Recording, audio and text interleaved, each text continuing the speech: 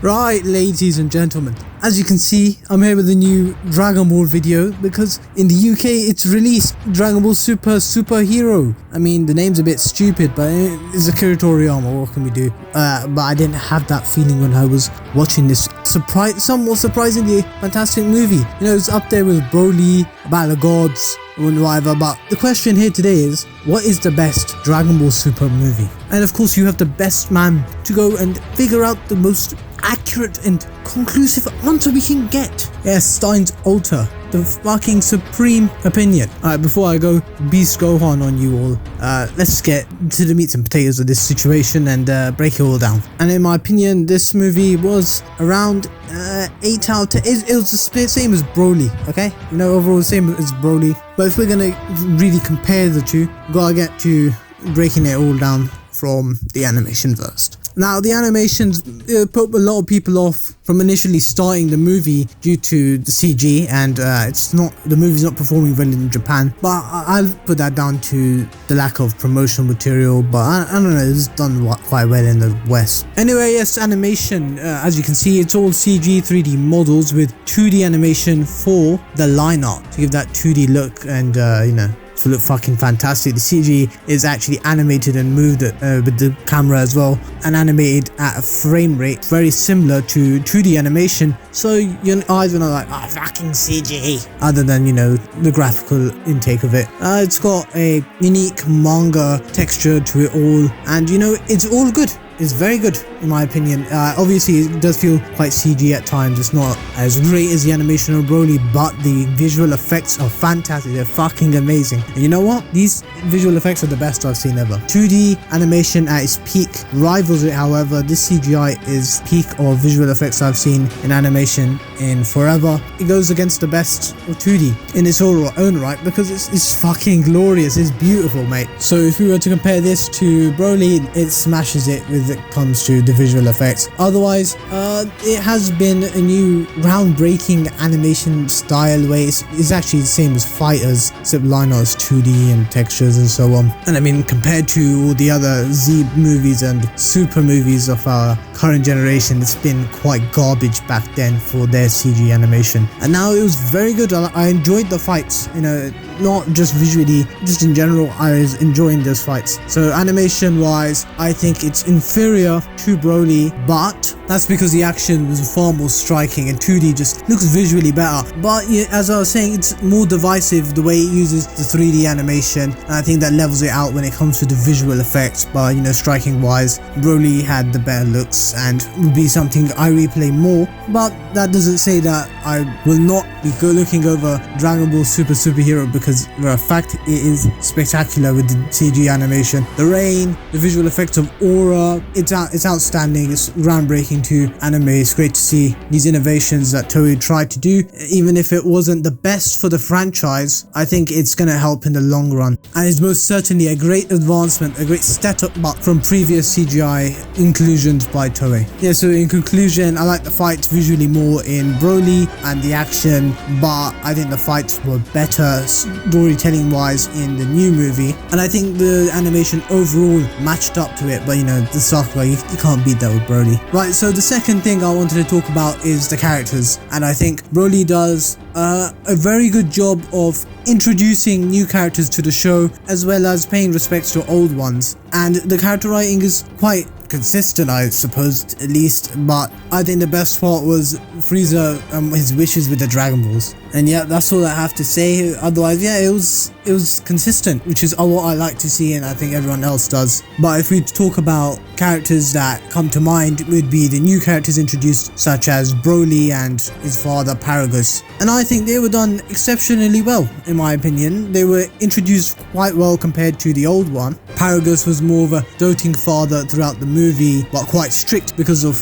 the implications of having a son with such legendary power and being casted aside by their race, as well as deserted onto this planet. He was written quite well. It makes sense this Saiyan father was shaped into the man he was, as well as Broly being far more three-dimensional than his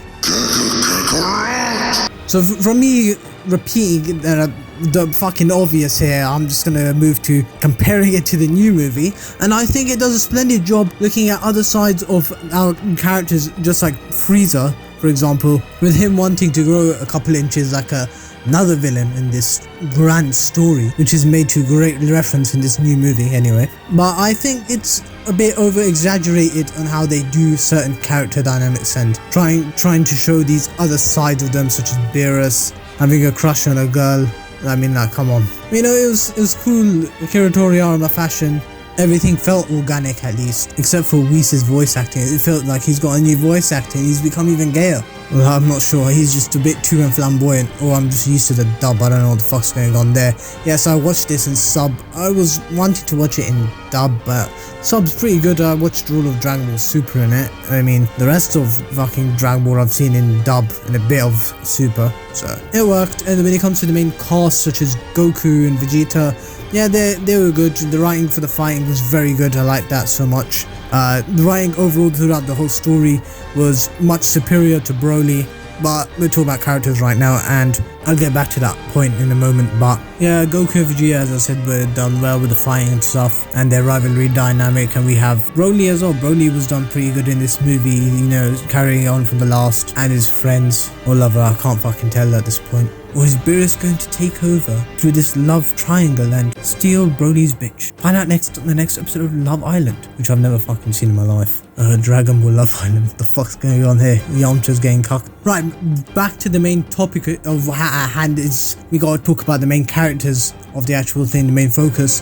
And what I want to talk about mainly is Piccolo. I think Piccolo was written to be a more interesting character than previous iterations of him, probably being as interesting as he was back in early Z and end of Dragon Ball, the original, and it makes many references to the original Dragon Ball as well, and his previous iterations, keeping the writing consistent, which is not consistent with how Akira Toriyama works when he fucking forgets everything. This actually fixes major retcons in the show, so well done Toriyama for addressing this 20 years later. Yeah, anyway, he was written quite well. It's just not as consistent as previous iterations. It didn't feel like the same Piccolo. But you know, Gohan, they went far more into depth of how he was previously. It felt a bit more of a fan thing, but it was because bits of it were rushed within fights and skipping over the bits of characters, but it also felt very organic within the show.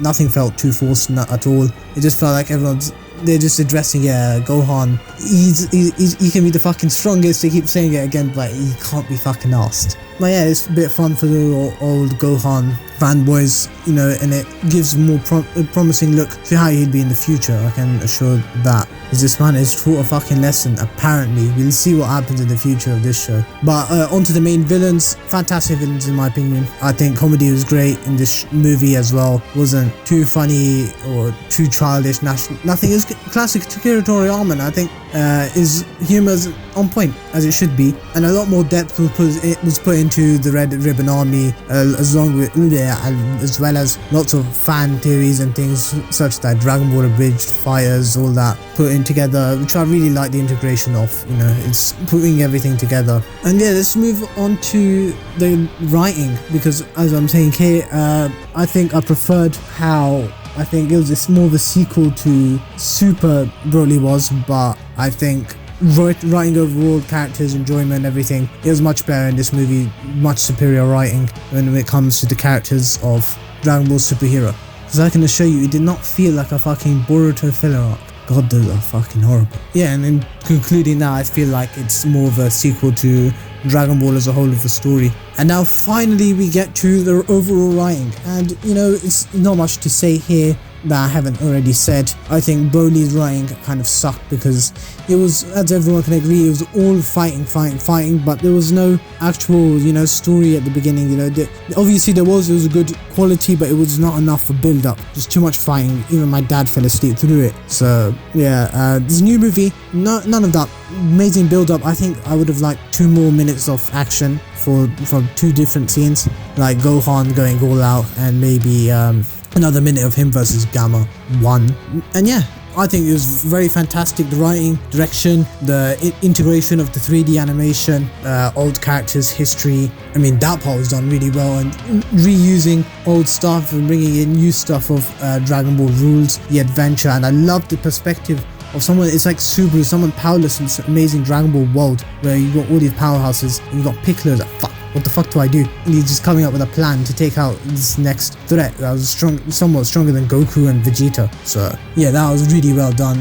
This movie is, in fact, I'll say it now, superior to Broly in almost every way, but I prefer the visual action and somewhat cinematic experience of the fights within the old movie Broly. But I will say that Broly is most certainly superior when it comes to the OSTs and themes. The fucking crowds back then, wow. Now it's just like one theme pops into my head, but I will without a doubt be repeating many themes like Broly's theme and so on of the actual Broly movie. In conclusion, it's Broly's not as good. More videos come out. I'll be working on my Read Rules of Fate, like totally not Mark if you're still here and you're from the fucking Dragon Ball community.